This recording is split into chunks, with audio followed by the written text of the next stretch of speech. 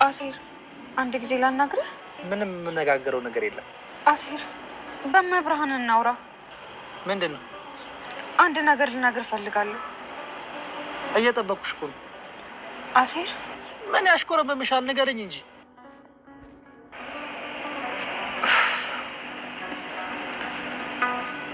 አሴር እንዴት ብዬ ልንገርህ? እዝራን ትቼ ከአንተ ጋር መሆን እፈልጋለሁ። ምን? ይሄ ደግሞ ማለት ነው? አሴር ከአንተ ጋር መሆን እፈልጋለሁ። እንዴት? ፍቅር አይደለም የምትፈልገው? በቃ ፍቅረኛ እሆናለሁ። እስካሁን ከልጁ ጋር አልታረቃችሁ? እንደሱ አይደለም። እና እኔ እዝራን ሳይሆን አንተን መርጫለሁ። ታዲያ ዛሬ ምን ተገኘ? አንተ እኮ በጣም ጥሩ ልጅ ነህ አሴር። ከዚህ በላይ ልጎዳህ አልፈልግም። ጥሩ ልጅ ስለሆንኩኝ ነው አብረሽኝ የምትሆኚው? አዎ። ምን ነው? ሀና የተማርሽ ልጅ ነሽ አይደል? ማለት ሳትወጂኝ አብረሽኝ ስለሆንሽ ደስተኛ መሆን ይመስልሻል? እንዴ ለምን ደስተኛ አትሆንም? ቆይ እኔ ስታቂ ስሜታዊ ሰው ነኝ እንዴ? አሴር ምን እያልክ ነው? ልብሽ ከሌላ ጋር ሆኖ አካልሽ ከኔ ጋር ከሆነ ደስታ። በዚህ ሰዓት እዚህ ሰላምታው አይቀድም? እንዴት ነህ? አለሁ። ፒስ ነው አለሁ። እና በሰላም ነው በዚህ ሰዓት? አዎ አጋጣሚ የማግዝ ነገር አለ ማለት። ምን ታግዘኛል? አላውቅም። ምናልባት ሰፈሬ ስለሆነ የማግዝ ነገር ካለ ብዬ ነው። አይ አመሰግናለሁ። ለማንኛውም ቻው። እሺ በቃ ቻው። ቆይ ምንድን ነው ግን? እኛ ቤት መታ እንደነበር ሰምቻለሁ ልበል? እና ሀናን ደግሞ አንገቷን አንቀልገላት ነበር አሉ። አዎ ነበር። ምን ይሁን ብለህ ነው? ምን አገባ? ቆይ አንተ ወንድ ልጅ ሆነ ሴት ልጅ ስታነሳ አይደብርህም? እሱንም ምን አገባ? ትሰማኛለህ? ስለ ሌላ ሴት ላያገባኝ ይችላል። ሀና ግን እህቴ ናት። እና ብትሆንስ? እሷ ላይ የሚደርሰው እያንዳንዱ ነገር እኔን ያሳስበኛል። አዎ እስከሚገባችሁ ድረስ ደጋግሜ እነግራችኋለሁ። ኧረ ሀና ተረጋጊ። ትሰሙኛላችሁ? በእኔና በእነሱ መካከል ለመግባት እንዳትሞክሩ። ሀና እንደተከባበርን መቆየት ከፈለጋችሁ በእኔና ሴት ጸብ መሀል እንዳትገቡ። እነሱ ማለት እኮ ለእኔ ከሰው በላይ ናቸው። የራስሽ ጉዳይ። ለምን አዝለሻቸው አዞሪ? አዝያቸው ብዙር እንኳን አያንስባቸውም። በእያንዳንዱ የህይወቴ ቅጽበት አብሮኝ የነበሩ ልጆች እኮ ናቸው። በእናንተ ምክንያት ከእነሱ ጋር ተቆራርጬ መቅረት አልፈልግም። እሺ? ጭራሽ ለሌባ ብላኛ ላይ ትጮብናለች። አንዬ የማየው ነገር ሆናለች እንጂ በጤና እንደዚህ አትሆንም። ምን ትሆናለች? ያ ጆሮ የሚባለው ልጅ የሆነ ነገር ነግሯት ወይ አውርቷት ነው እንጂ የሚሆነው። ሰላም እንዴት ናችሁ? የቻናላችን ቤተሰቦች እንኳን ወደ ቻናላችን በሰላም መጣችሁ። ለዚህ ቻናል አዲስ የሆናችሁ ቤተሰቦች ሰብስክራይብ አድርጉልን። ስለምታበረታቱን እጅግ በጣም እናመሰግናለን። ኖላዊ ድራማ ክፍል 123ን ይዘንላችሁ መተናለኝ። በባለፈው ክፍል ወይዘሮ ሜላት እንግዲህ ነፃ እንደምትወጣ ፍንጭ ሰጥተው ነበር የጨረሱት። ምክንያቱም ከኢትዮ ቴሌኮም የሜሮንን የመጨረሻ ከወይዘሮ ባሽ ጋር ያደረገችውን የመጨረሻ የስልክ ጥሪ አግኝተው ነበረ። ግን በዛ ጉዳይ ላይ ምንም ያሉት ነገር ሳይኖር ሌላ ኤፒሶድ ጀምረዋል ማለት ነው። ሰላምና እዝራ በጣም ሰላም ተናዳ እያነገረችው ነበረ። ምክንያቱም ባለፈው ለሜሮን በስካር መንፈስ የሰላም እናት እንደታሰረች ነግራት እሷ ደግሞ ልጠይቅ ብላ በዛ ሰበብ ሄዳ ነበር እና እንዴት ይናገራል ብላ በዚህ ተናዳበት እንዴት የኔ እናቴን መታሰር ሄደህ ለጽዮን ትናገራለህ ብላ በጣም ተናዳ እያናገረችው ነበር። እኔ ደግሞ ሆን ብዬ አይደለም ሳላስበው ነው እንደዚህ የተፈጠረው ይቅርታ ብሎ ይቅርታ ጠየቃት። በሌላ በኩል ታምቹ ወደነ ሀና ሰፈር ሂዶ ቁሟ እያየው ነበርና እሱ የሄደው እርግንትናን ለማግኘት ነበረ ድንብላልን እና በዛም አጋጣሚ ድንብላልን እየጠበቀ እያለ ምናሴ ከተፋለ። ምናሴ ደግሞ ሀና ነግረዋለች እንዳስፈራራት እቤት ድረስ መጥቶ ጭራሽ አንገቷን አንቆ የጆሮን ፍቅርን ማትቀበለው ከሆነ እንደሚገላት አስፈራርቶ ዝቶባት ስለነበረ በዛ ተጨንቃ ስለነገረችው በዛ ተናዶበት ነበር። ከዛም ሳይው ተናደደ እና ባለፈው ለምንድነው የዛትክባትና ከሀና ራቅ ምናምን ሲለው እሷ ደሱ እኔ ደግሞ የጆሮን ፍቅር ካልተቀበለች እና ምላትን ካላደረገች አሁንም አለቃትም ብሎ አስፈራርቶ ጥሎት ሄደ ማለት ነው። እናም ታምቹ በነገራት ነገር ተጸጽታ ሀኒም ጆሮን ቁጭ ካለበት ሄዳ ነበር እናም ካንተ ጋር መሆን እፈልጋለሁ፣ ፍቅረኛ መሆን እፈልጋለሁ አለችው። እሱ ግን በጣም ተናዶበታል። ምክንያቱም አዝነሽልኝ ሳይሆን ወደሽኝ ነው እኔ ፍቅረኛ እንድትሆኝ የምፈልገው እንጂ አዝነሽልኝ አይደለም። እና በጭራሽ እኔ የዚህን ያክል በአንቺ ላይ የምጨክና ሰው አይደለሁም፣ እንዴት አገሽ ነው የምታስበኝ ብሎ ጭራሽ ተናዶበት ነው ጥሏት ሄደ። እሷ ግን በቃ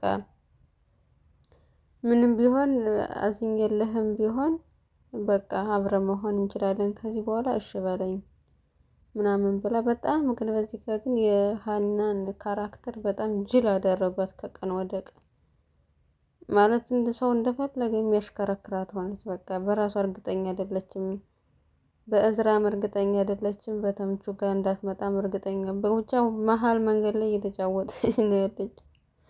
ስንቱን በፍቅር አስይዛ እሷ ግን በዛ እዝራን ወይ ሻትለው ወይም ቢያትለው በዚህ ደግሞ ተምቹን እና በዛ ምክንያት እንግዲህ ራሱ በጣም ድብርት ውስጥ ገብታለች። ራሷ ባመጣችው ነገር ማለት ሰው እንዳላት ነው የምትሆነው። በራሷ ወስና ይሄ ነገር ማድረግ አለብኝ ብላ እንትን አትልም። ሄዳ አንዱን ታማክራለች። እንደዚህ ሲላት ደግሞ ሄዶ ተምቹ ሲዝትባት ደግሞ ድጋሚ የምመርጠው ጆሮ ነው እያለች ሁለታቸውንም እያወዛገበች ነበረ።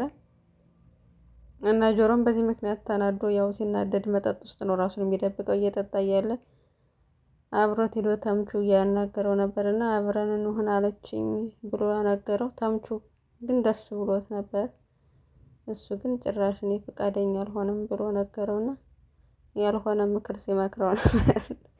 እንደውም ማይረባ እኔ ማለት አልፈልግም እንጂ የማይረባ ምክር ሁሉ እሱ እርግብን ያደረገውን እየመከረው ነበርና በዛም ተናዶበታል። አንተ ጭራሽ ወጥ አደረካት እንደ እያለ ተምቹ በጣም የሚያስቅ ልጅ ነው በነገራችሁ ላይ።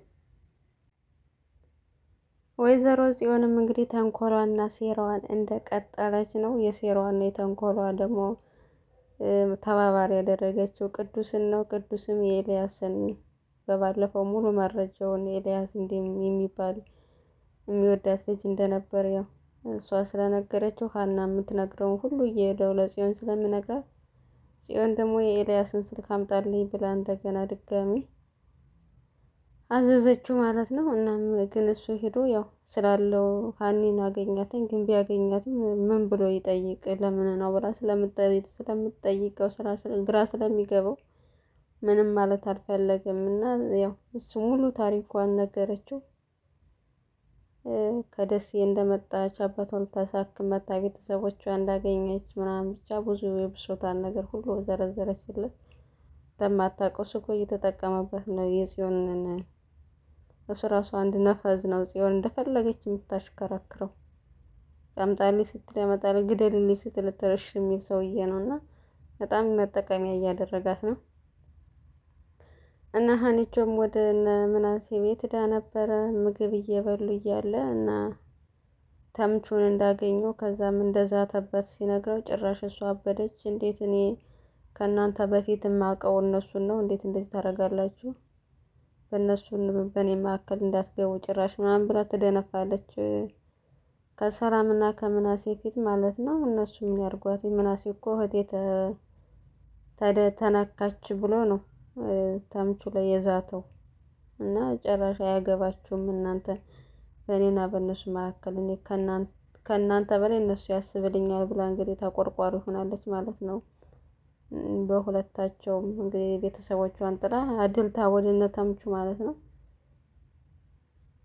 ወይዘሮ ሜላትም ተጠርታ ነበረ እና እንግዲህ ለ15 ቀን ቀጠሮ ሰጥቷቸዋል ምርመራውን እንዲያደርጉ። ከ15 ቀን በኋላ ወደ ፍርድ ቤት ትቀርባለች ማለት ነው። እናም የዋስ መብቷ ጠይቀው ነበር ቤተሰቦቿ፣ ግን የዋስ መብቱን ፈቃደኛ አልሆኑም እና ጭራሽ እንደውም ቤታችሁ ተመችቶኛል፣ እኔ ንጹህ ስለሆንኩ በቃ ፍርድ ቤት ቀርቤ ንጽህና የተረጋግጦልኝ ነው እንደወጣ የምፈልገው ብላ እንግዲህ ተናግራለች ማለት ነው። በስከ መጨረሻም ያው አናግሯታል ፖሊሱ መረጃ እንዳገኘ ስለ ሜሮን እና የሜሮንን ቤት እንድጠቁመው ነገራት። ግን ከዚህ በፊት እነሱ ራሱ እዚህ ጋር ደራሲው ተበልቷል ማለት ነው። እኛ ተመልካች እንኳን ምን ያህል እንደሚያስተውል አያውቁም እነሱ። እዚህ በፊት ሜሮን ራሷ ቤቷ ድረስ ወስዳቸዋለች በእርግብን ምክንያት እና አሁን ድጋሚ እነሱ ያውቁታል እኮ ወይዘሮ ሜላትን ድጋሚ ቤቷን ጠቁሙኝ ይላሉ። ግን ሲሄዱ አላገኟትም። ሜሮንም ከተደበቀችበት ከረጅም ጊዜ በኋላ ወጥታለች። እናም ግን ደግነቱ ሱቅ ሄዳ ስለነበረ በሩ ቤት ውስጥ አላገኟትም። ሰፈር እየፈለጓት እያለ እንግዲህ እሷ ብቅ ስትላየቻቸው ተመልሳ ተደበቀች። እናም ያንኛው እምቢያዡን የገደላትም እያስፈራራት ነው። እንደገና ፖሊሶቹም እየተከታተሏት እና በጣም አጣብቂኝ ችግር ውስጥ ነው የገበችው።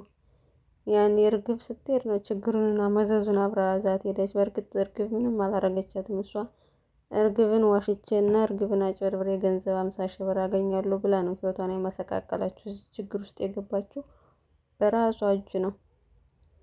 እናም አሁን ላይ የምታደርገው ግራ ገብቷታል። በዚህ ከመጨረሻም እንግዲህ ወሰነችው በዚህ ነገር ውስጥ ልትረዳኝ የምትችለው ወይዘሮ ሜላት ናት ብላ ሜላትን ለማናገር ወሰነች ማለት ነው።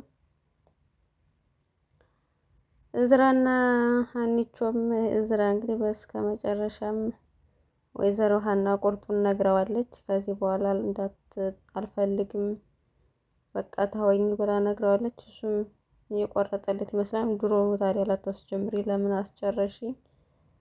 ድሮም ሴቶች ስትባሉ እኔን ለመጉዳት ነው የምትቀርቡ ብሎ በጣም ተናዶ ጥሏት ሄዷል። ጽዮንም እንደ ጥላ እየተከተለችው ነው በሄደበትና የሆነ አዝማሚው በሀኒ ንዴት ምክንያት የጽዮንን ፍቅር ለመቀበል ይመስላለኝ እና ሀኒቾ ግን ወይ ከእዝራ ካልሆነች ወይ ከጆሮ አልሆነች መሀል መንገድ ላይ የተንሳፈፈች ነው። ሀና በጣም ተነድዶ ተምቹም ይቅርታ ብሏታል። ላደረገው ነገር ሁሉ ስሜታዊ ሆኜ ነው እንደዚህ ያደረኩትና ማድረግ አልነበረብኝም ብሎ በስከ መጨረሻም ተጸጽቷል። እንኳንም ተጸጸትክ እንኳን ተጸጸተ። ምክንያቱም የሰራው ስራ ትክክል አይደለም። ያለ ፍላጎቷ የማትፈልገው ህይወት ውስጥ ገዛው በሱ በሀና ህይወት ውስጥ ነው እንደሚወስነው የደፋር እና ምክንያቱም ስለ ጓደኛው ሲል የሀኒቾን ህይወት አላሰበም። ያለ ፍላጎቷ ሊያስገባት አይገባም እውነት ለመናገር። ሜሮንም ከወይዘሮ ሜላትን ለማናገር ወስና ስለነበረ ሄዳ ለማናገር ቤቷ ድረስ ሄደች። ግን ቤቷ ድረስ ብትሄድ አላገኘቻትም። እንደታሰረች መርዶ ሰማች ማለት ነው። እንግዲህ በዚህ ምክንያት የዛሬው ክፍል ያለቀው እዚህ ላይ ነው። እናም በቀጣይ ወይዘሮ ሜላት ተፈታ እናያለን ብለን ተስፋ እናደርጋለን። እናመሰግናለን ውድ ቤተሰቦቻችን ስለተከታተላችሁ።